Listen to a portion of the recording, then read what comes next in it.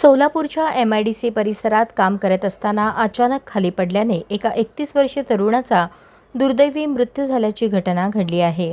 घटनेमुळे त्याच्या कुटुंबावर दुःखाचा डोंगर कोसळला आहे।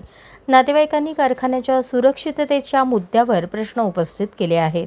सोलापूर MIDC येथील लेक एक्झिम या कारखान्यात 6 जून 2026 रोजी सायंकाळी 4च्या सुमारास ही घटना घडली।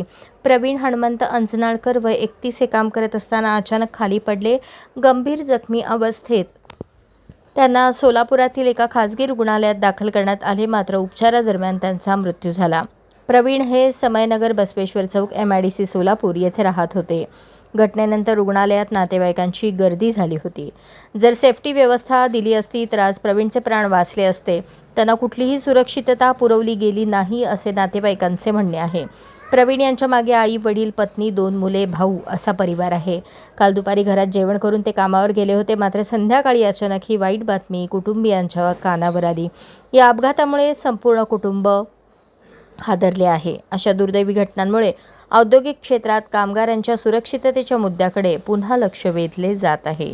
अशाच नवनवीन अपडेट्ससाठी जनता राज्य न्यूज चॅनलला सबस्क्राईब करा, लाईक करा आणि शेअर करायला विसरू नका।